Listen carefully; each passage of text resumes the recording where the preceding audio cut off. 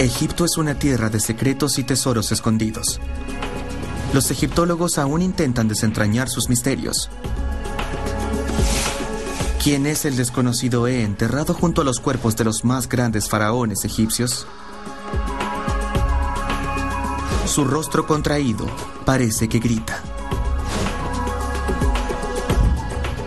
¿Era el deshonrado hijo de un faraón? ¿Un príncipe extranjero? ¿Podrá la investigación forense actual identificar la momia conocida como la momia que grita?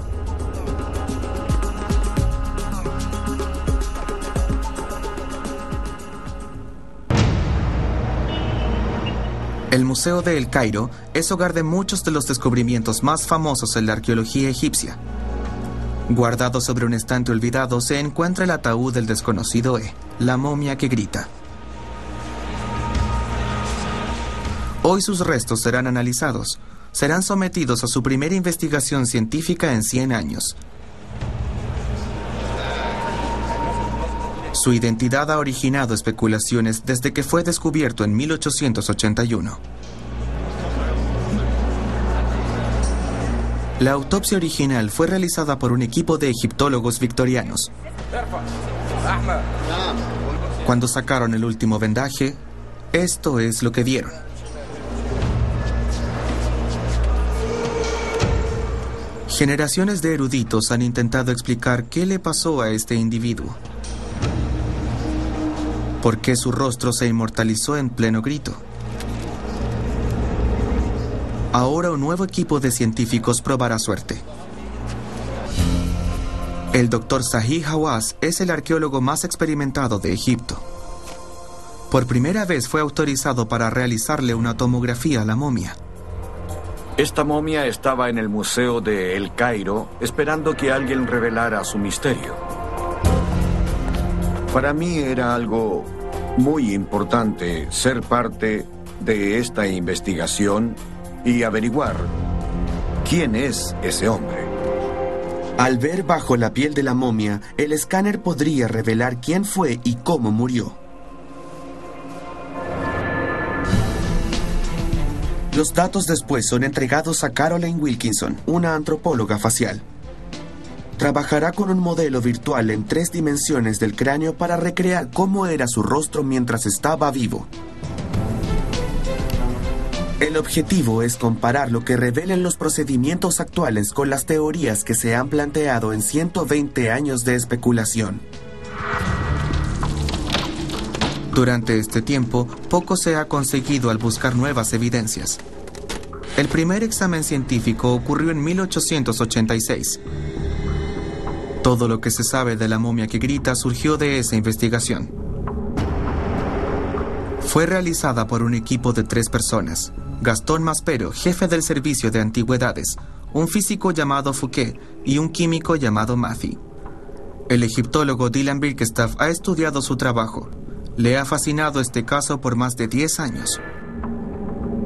Fouquet y Maspero habían examinado momias antes y sabían cuál era su apariencia en circunstancias normales. Fue la primera vez que veían una como la del desconocido Esto fue lo primero que les sorprendió. Su boca abierta, ojos cerrados, las fosas anchas, parecía gritar. Había un horrible olor en la habitación mientras presenciaban esa agonizante expresión. Nunca habíamos visto una momia sufriendo así. Miren su cara. Pasó algo anormal. Este museo, ubicado en Luxor, se dedica a la momificación. Un proceso que los egipcios convirtieron en un arte con el paso de los siglos. El desconocido es diferente, en gran parte por cómo fue momificado, y quizás aquí encontremos algunas respuestas. Los registros de la autopsia victoriana establecen claramente que cuando el equipo examinó al desconocido se encontraron con algo inesperado. Tradicionalmente, el proceso de hacer momias seguía un estricto orden.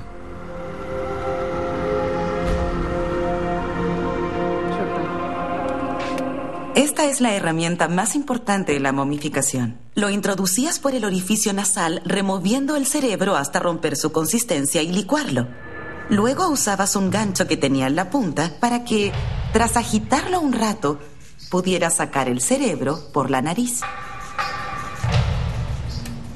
A continuación, tomaban una cuchilla afilada que era usada para cortar el lado izquierdo del cuerpo, por donde el embalsamador metería su mano para sacar los pulmones, el hígado, los intestinos y el estómago. El cuerpo comienza a descomponerse desde el interior. Destripar o remover los órganos internos era una parte vital del proceso de momificación. Pero cuando el Dr. Fouquet examinó por primera vez al desconocido E, creyó ver los órganos intactos dentro del abdomen. De ser así, este hecho hace de esta momia algo muy inusual. Pero a primera vista sí demuestra la característica más común de las momias egipcias: la preservación de la carne. Los antiguos egipcios perfeccionaron una técnica que utilizaba químicos para secar el cuerpo. Este polvo blanco es lo que crea una momia. Es natrón, una mezcla de sal y bicarbonato, que encuentras en las orillas de los lagos. Lo usaban para hacer momias, porque disecaban y removían la grasa. Y eso es lo que necesitabas para que un cuerpo se preservara. Una vez que se ha secado el cuerpo, el siguiente paso era aplicarle aceites y resinas. Las resinas fueron derretidas en el fuego para luego cubrir el cuerpo con ellas, dándole un color dorado. Era un trabajo fino, porque cuando morían ya no eran personas, sino que se convertían en dioses, y la carne de los dioses estaba hecha de oro. Normalmente, el cuerpo se envolvía solo cuando ya estaba seco. Esto podía durar hasta unos 40 días.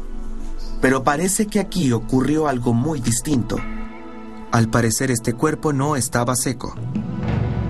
La autopsia victoriana reveló que había sido cubierto con una densa pasta blanca.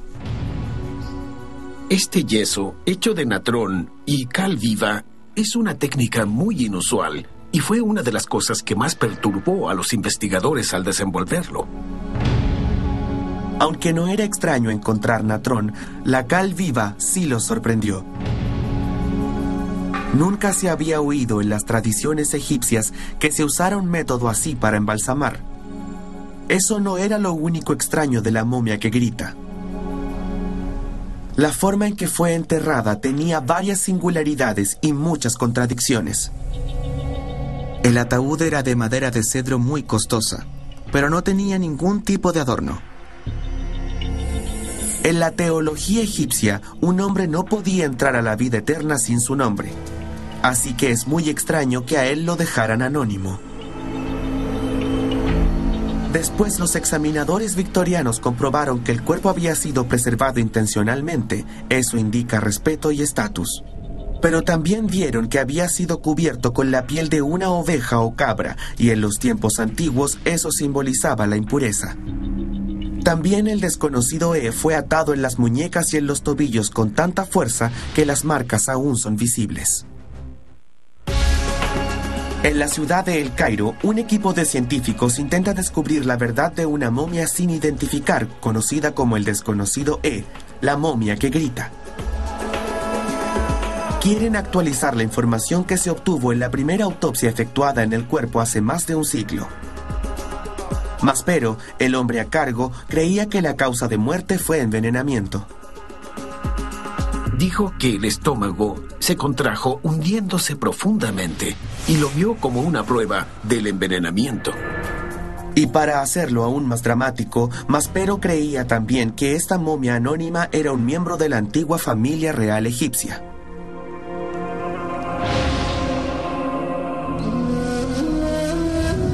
Esta teoría proviene de un asombroso hallazgo a unos 500 kilómetros al sur de El Cairo, en un lugar conocido como Deir el-Bahari. Es el lugar donde el ataúd del desconocido E fue hallado originalmente. El egiptólogo Peter Brandt quiere verlo por sí mismo. En este aislado lugar, un agujero vertical cuya entrada está escondida lleva a uno de los mayores descubrimientos en la historia de la egiptología. A pesar de su importancia, no es un lugar visitado por turistas. Está sellado por una pared de ladrillos. El ducto mide unos 14 metros.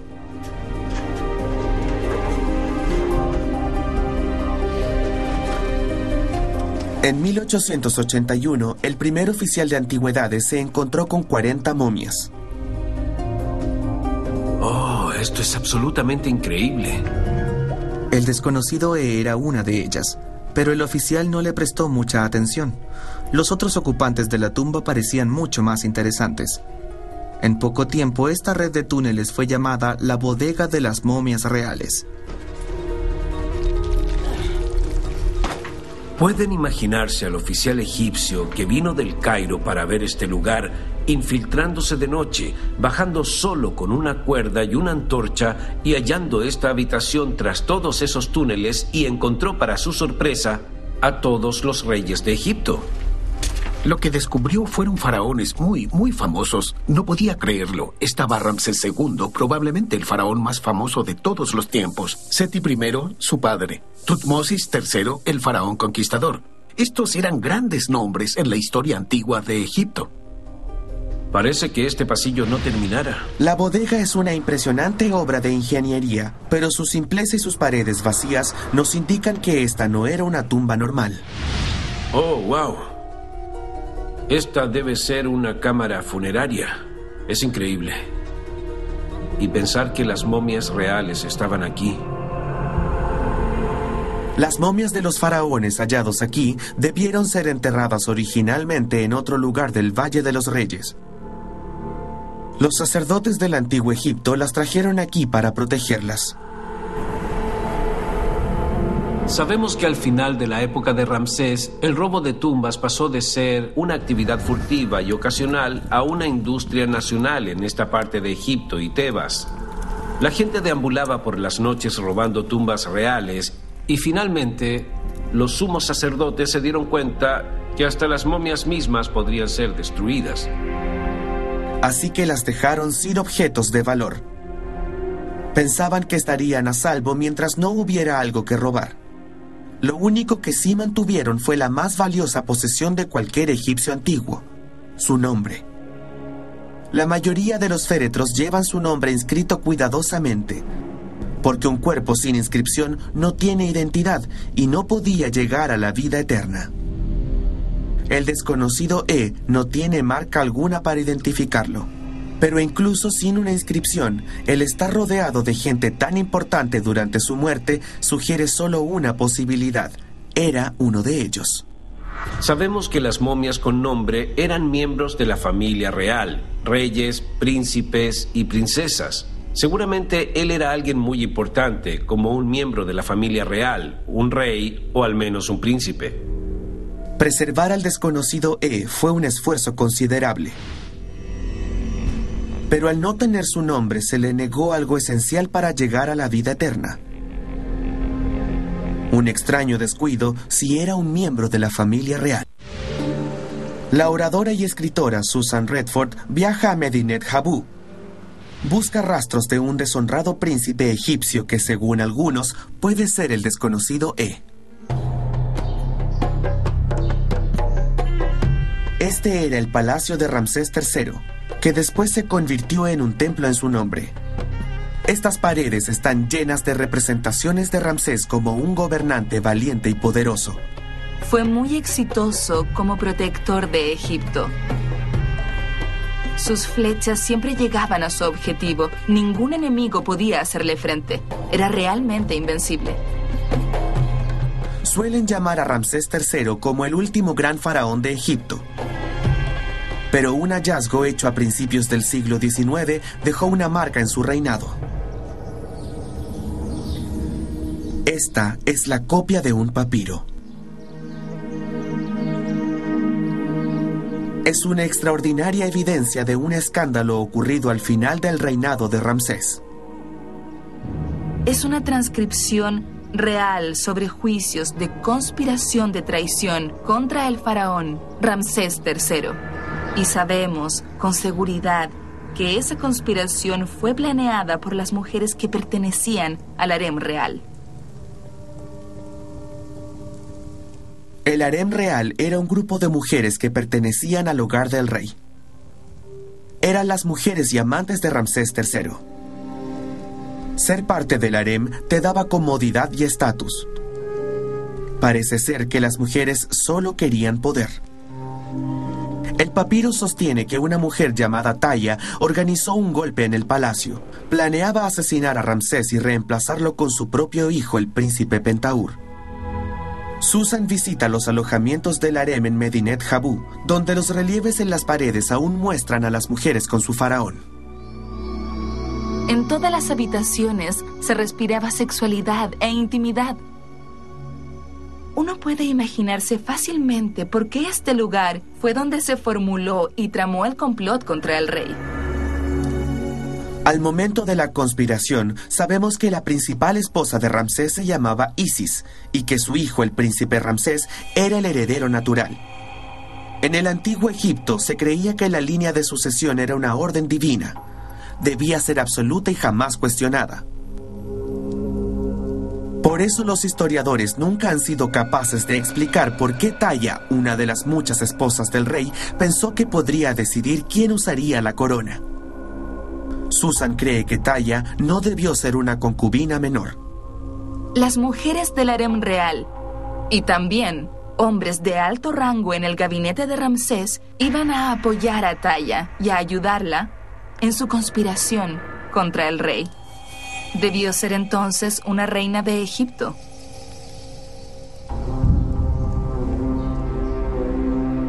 Susan cree que si Taya confiaba que la gente aceptaría a su hijo como gobernante, debía tener algún derecho legítimo a la corona. Hay un contexto que tendría sentido. Tienes una reina principal, cuyo nombre es Taya. Es reemplazada por una mujer más joven llamada Isis, y así nace una amarga rivalidad. Aunque la teoría tiene sentido, el papiro es la única evidencia que nombra a Pentaur, pero no menciona su rango. Sin embargo, Susan cree que los historiadores pasaron por alto otras pistas sobre el estatus de Pentaur. Aquí, en las paredes de una pequeña capilla, hay un relieve intrigante. Lo que tenemos aquí son 2 hileras de príncipes, llevando ofrendas a su padre Ramsés III, sentado a la derecha. Los príncipes aparecen en orden de jerarquía, con los hijos más jóvenes del rey atrás y los 2 mayores al frente. Hay títulos militares de alto rango asociados a estas 2 personas que confirman su estatus como hijos mayores. El príncipe de abajo es llamado el Gran Supervisor del Ejército, que es un título equivalente al heredero natural, el siguiente en línea. Así podemos identificar a esta persona como el príncipe heredero Ramsés. Sin embargo, la figura de arriba es equivalente en jerarquía con el príncipe mismo, con título de Gran Príncipe y comandante de los soldados de élite.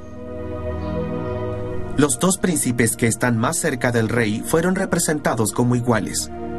La norma en el antiguo Egipto era dejar clara la jerarquía, tener un heredero indiscutido designado. Pero al designarlos como iguales, también se convirtieron en rivales. El príncipe Ramsés se convirtió en faraón.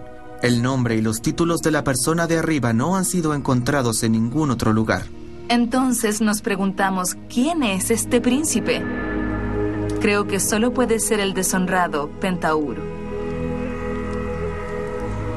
Se sabe que Ramsés ya había muerto cuando ocurrieron los juicios. El papiro no dice si los conspiradores lograron matar al faraón, pero solo por planearlo ya habían cometido alta traición.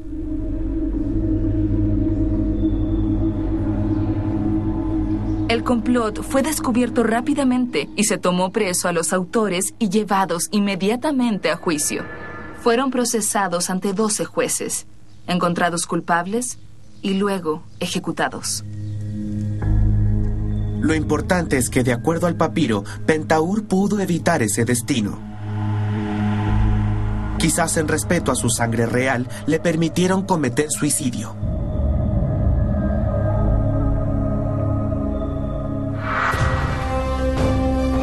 Susan cree que Pentaur puede ser el desconocido E. El desconocido E fue momificado, lo que según los egipcios le permitiría vivir tras la muerte. Pero fue negado cualquier tipo de magia protectora que lo ayudara a llegar al otro mundo. Muchos creen que fue una decisión intencional para maldecirlo. Cuando examinas el entierro del desconocido E, hay factores que sugieren que fue enterrado intencionalmente de una forma que le provoque daño en la vida eterna. En primer lugar, su identificación. Los antiguos egipcios creían que para llegar a la vida eterna, una persona debe ir con su nombre. La mayoría de los ocupantes de la bodega de momias reales tenía su nombre escrito en el ataúd. Pero en el caso del desconocido E no fue así. Por eso nos interesa tanto saber quién es. Ellos no nos dejaron ninguna pista y nos parece que fue intencional. Además del nombre, en el interior del ataúd también faltaban los elementos esenciales para su protección. Una vez momificado un cuerpo, se solían colocar entre los vendajes amuletos y un escarabeo. Los egipcios también desean ser enterrados con husheptis, pequeñas estatuas que cobraban vida y eran sirvientes después de la muerte. Y lo más sorprendente fue la piel de oveja o cabra alrededor de la momia que grita, porque eran consideradas ritualmente impuras por los antiguos egipcios. Su presencia en el ataúd es inusual y, según el Dr. Hawass, una maldición.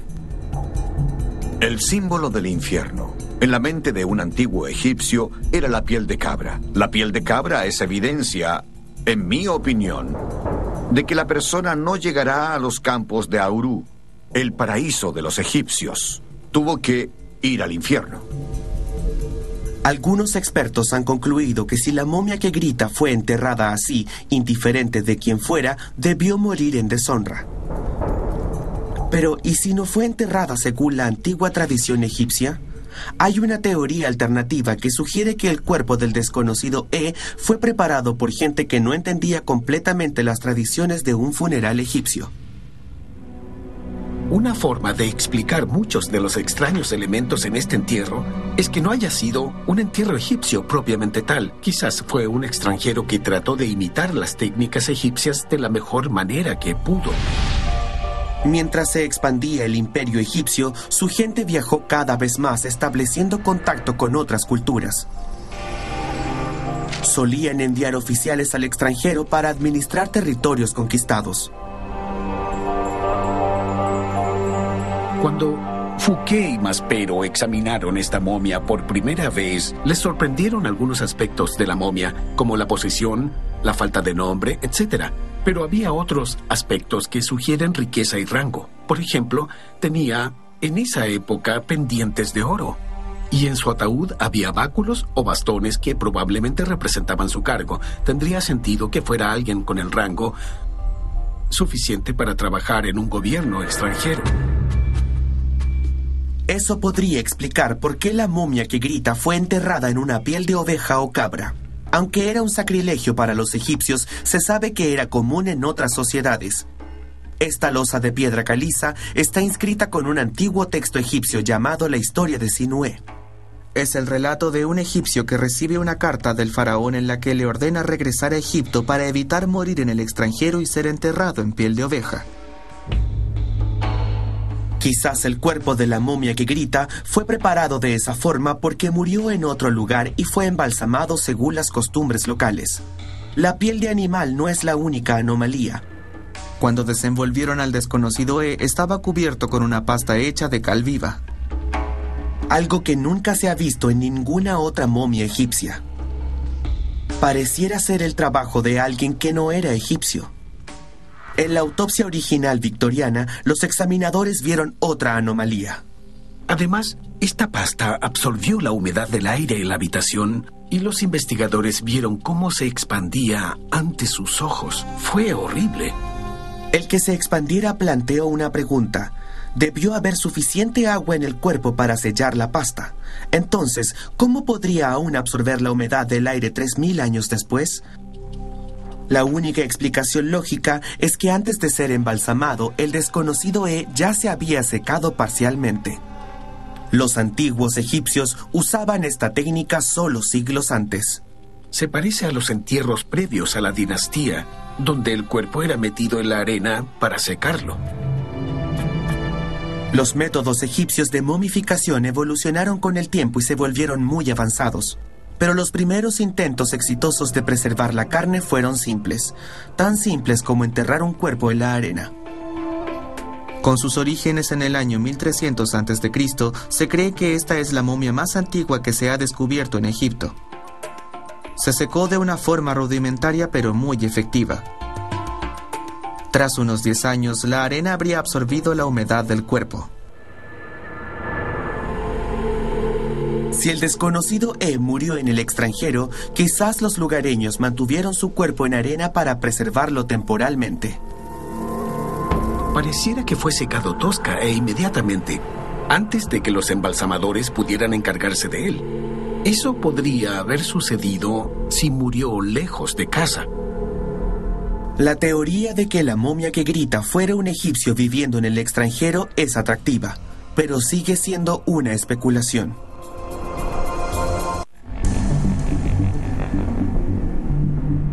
El examen forense del desconocido E se está llevando a cabo. La momia fue sacada de un rincón olvidado en el Museo de El Cairo y luego de 100 años vuelve a ser el centro de atención. El núcleo de la investigación es una tomografía. Puede proporcionar la edad de la persona al morir, también signos de enfermedad o heridas que haya sufrido en su vida.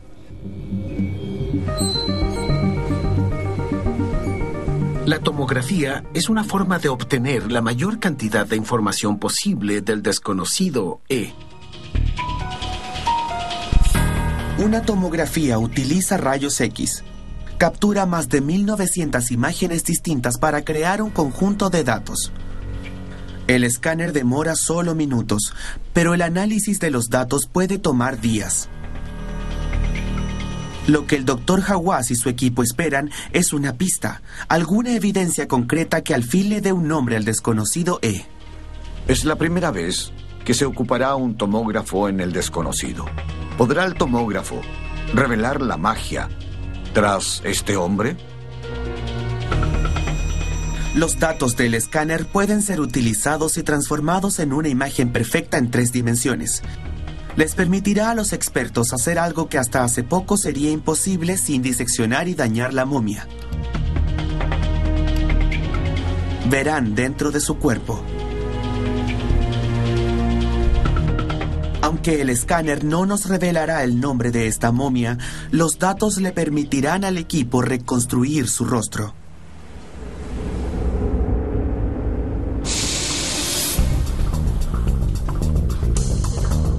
Caroline Wilkinson y su equipo son expertos en el área. Trabajan en casos forenses tanto contemporáneos como antiguos.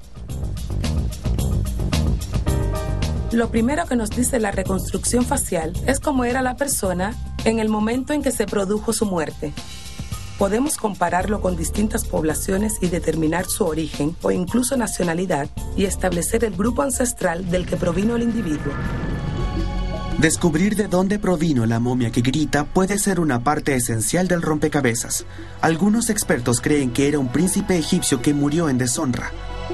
Otros creen que era un gobernador cuyo cuerpo fue regresado a casa tras morir en el extranjero. Pero hay una tercera teoría que sugiere que ni siquiera era egipcio. Algunos plantean que el desconocido E no sería egipcio, sino hitita. Esta teoría vincula las condiciones del entierro de la momia que grita con la historia de un príncipe hitita que dicen que murió en Egipto. Parece imposible, ya que por siglos el imperio hitita fue uno de los mayores enemigos de Egipto. ¿Por qué sería enterrado un miembro de la dinastía rival entre los faraones más importantes de Egipto? La historia comienza con la muerte de Tutankamón. Cuando murió, no dejó heredero alguno. La historia dice que su viuda, Ankesenamón, pidió ayuda al rey hitita. Peter Brandt quiere saber qué tan posible es esa teoría.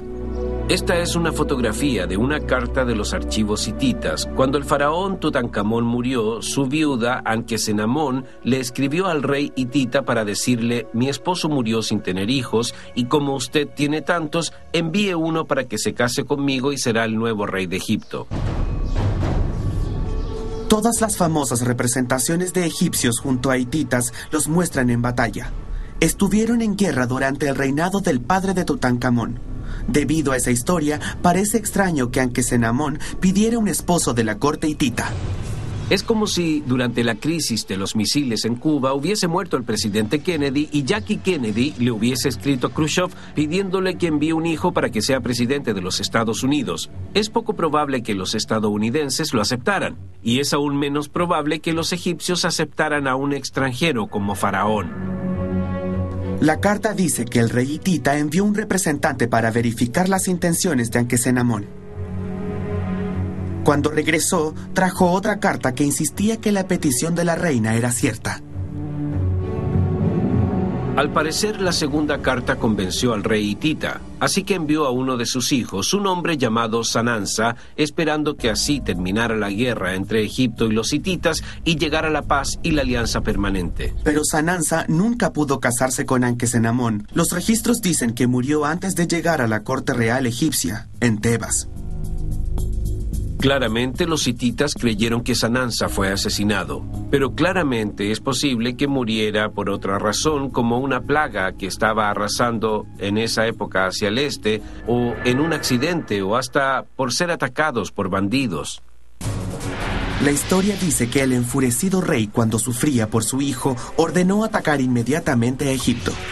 En ese momento, cualquier esperanza de paz entre las dos naciones desapareció. Lo natural es que, si ese príncipe murió al llegar a Egipto, no pudiera ser devuelto a su hogar porque los hititas y egipcios estaban en guerra. No estamos seguros de quién relacionó por primera vez al desconocido con la historia del príncipe hitita. Aunque la teoría puede calzar con los hechos, parece un poco improbable.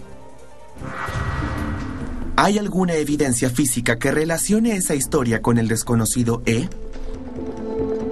Los datos de la tomografía fueron utilizados para reconstruir un modelo en 3 dimensiones muy preciso de su cráneo. Esa es la primera etapa de la reconstrucción. La segunda es reconstruir su rostro. Supuestamente está gritando. Lo primero que hicimos fue cerrar la boca. Luego colocamos la mandíbula inferior en la posición natural de una boca en reposo. Una vez que se prepara el cráneo, se colocan indicadores en la imagen. Actúan como una guía de qué tan gruesa sería la piel. La mayor parte de la forma de la cara se saca de la estructura muscular. Cada uno de los músculos en la cara es modelado uno a uno sobre el cráneo. Las dimensiones de cada músculo son establecidas por medidas hechas en distintas partes del cráneo. A pesar de que el cartílago se descompuso hace siglos, Caroline puede determinar el tamaño, forma y proporción de la nariz.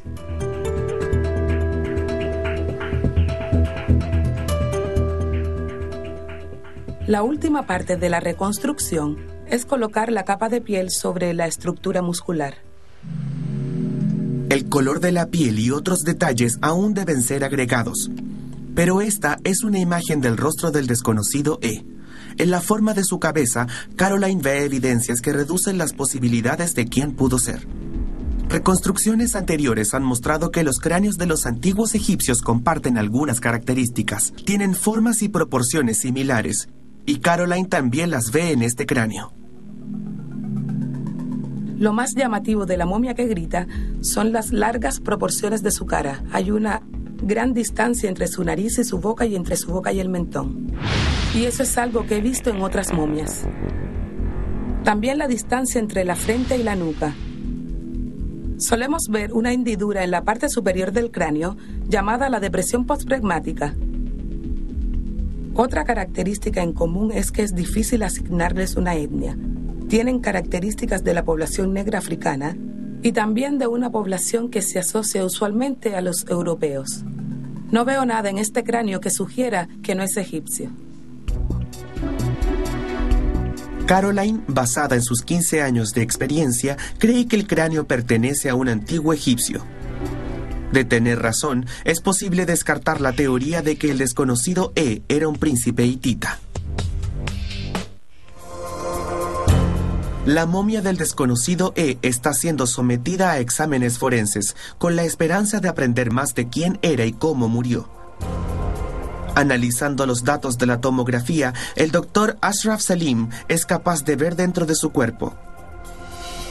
Además de encontrar pistas sobre la identidad de la momia, le entusiasma la idea de encontrar evidencias de alguna posible herida o enfermedad, algo que finalmente nos entregue una causa de muerte.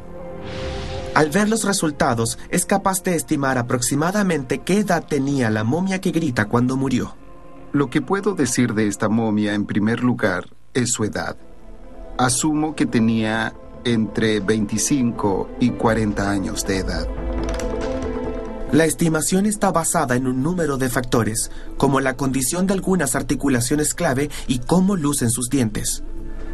Hasta ahora, la mayoría pensaba que la momia que grita murió joven. Mientras el doctor Ashraf examina las imágenes, descubre algo más. Lo segundo fue que no pudimos ver órganos dentro de su cuerpo. En el reporte de la autopsia original, el doctor Fouquet estableció categóricamente que los órganos aún estaban presentes en el cuerpo del desconocido Pero la evidencia de la tomografía sugiere que no es así. Bueno, es extraño. La momia no tiene órganos en el abdomen. No puedo creer que Fouquet haya logrado ver algo que no estaba ahí. Dylan ha pasado más de 10 años estudiando el caso del desconocido Al igual que los demás durante el último siglo, basó su investigación en el reporte de la autopsia de 1886. Pero nuevas revelaciones del escáner sugieren que no se puede confiar en esa autopsia. Los nuevos datos le permiten al Dr. Ashraf examinar el esqueleto del desconocido y descubrir otro hecho sorprendente. Lo asombroso de esta momia es que la caja torácica está intacta. No tiene ni una sola fractura, y eso es poco usual. La mayoría de las otras momias que ha examinado el Dr. Ashraf muestran claras fracturas que ocurren durante el proceso de momificación o por un mal manejo de los cuerpos luego de su muerte. El desconocido no tiene huesos rotos. Incluso para una momia real, eso es muy extraño. Su cuerpo debió ser tratado con mucho cuidado, incluso veneración. Junto al hecho de que fue descubierto entre otros faraones, es evidencia que sugiere una ascendencia real. Al parecer, la momia que grita era mayor de lo que se pensaba, una edad que podría corresponder al hijo adulto de Ramsés III. Para el Dr. Hawass, estas evidencias hacen menos probable la teoría del gobernador extranjero. Para él, todo apunta a la conspiración del harem.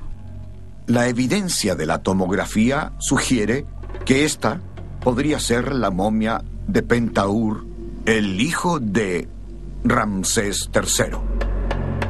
El Dr. Hawass cree que la evidencia final para probar que la momia corresponde a Pentaur aún yace en la momia. Lo otro que respalda mi teoría es aquella piel de cabra. Cubrir a esta momia con piel de cabra implica que este hombre no podía ir al paraíso. La única evidencia que tenemos de Pentaur es el papiro que dice que le permitieron cometer suicidio probablemente con veneno. La ausencia de los órganos de la momia que grita hizo imposible examinarlos, pero ¿podrían los resultados de la tomografía entregar otra probable causa de muerte? No encontré ninguna otra causa de muerte en la momia. No hay evidencias de enfermedades o dolencias. No hay signos de una muerte traumática o violenta. Tampoco hay nada que contradiga la noción de que murió envenenado. La teoría del Dr. Hawass se basa en evidencia circunstancial, pero sí concuerda con algunos de los hechos descubiertos aquí. La parte final de la investigación es estudiar el cráneo del desconocido E. ¿Podrá el escáner explicar la terrible expresión de la momia? Desde la época victoriana, la gente ha especulado qué podría causar el grito del desconocido E. Los primeros estudiantes de la momia creían que murió gritando. Más adelante, los académicos pensaron que era el resultado de una mala momificación y de una reacomodación de los tejidos faciales durante siglos. El Dr. Ashraf vuelve a la idea de que el grito de la momia comenzó al morir. Cuando encontramos una momia con una boca semiabierta, significa que la momia murió mientras su boca estaba abierta de esa forma, y a nadie le interesó o nadie estuvo ahí para cerrarla, por lo que quedó en la misma posición cuando murió. Pero al examinar la cabeza, el Dr. Ashraf nota un área gris en las imágenes del escáner. Esto indica que hay materia cerebral dentro del cráneo. Revisa los delicados huesos nasales y descubre que no están quebrados. No veo ninguna fractura en absoluto en el cráneo de esta momia. La momificación en Egipto evolucionó durante 3000 años. Pero solo alrededor del año 1200 a.C. comenzaron a extraer los cerebros. Normalmente lo hacían fracturando el cráneo y retirándolo por la cavidad nasal. Ramsés III murió cerca del año 1155 a.C., por lo que si el desconocido E era su hijo, su cerebro debió ser extraído durante la momificación. La teoría de que la momia que grita es Pentaur no es precisa. Aún hay piezas que no encajan. Aún hay cosas extrañas. Respondimos preguntas y demostramos que algunas cosas no eran tan complejas como se creía, pero otras resultaron ser aún más extrañas. Hay aspectos del entierro del desconocido E que continúan pidiendo una explicación. Para llegar a la vida eterna, la identidad de un hombre debía continuar en este mundo. Si aquellos que lo enterraron querían maldecirlo, esos intentos fueron en cierta forma frustrados. Podemos devolverle al menos una parte de su identidad. No podemos devolverle su nombre, tampoco la prueba concluyente de que él sea Pentaur, pero sí pudimos restaurar su rostro. Los antropólogos forenses han recreado su cráneo. Los músculos individuales fueron regresados a su sitio. Su piel ha sido restaurada. Este es el rostro del desconocido E. El rostro de la momia que grita. Estoy seguro que, al menos tras esta investigación, este hombre desconocido ya no lo será nunca más.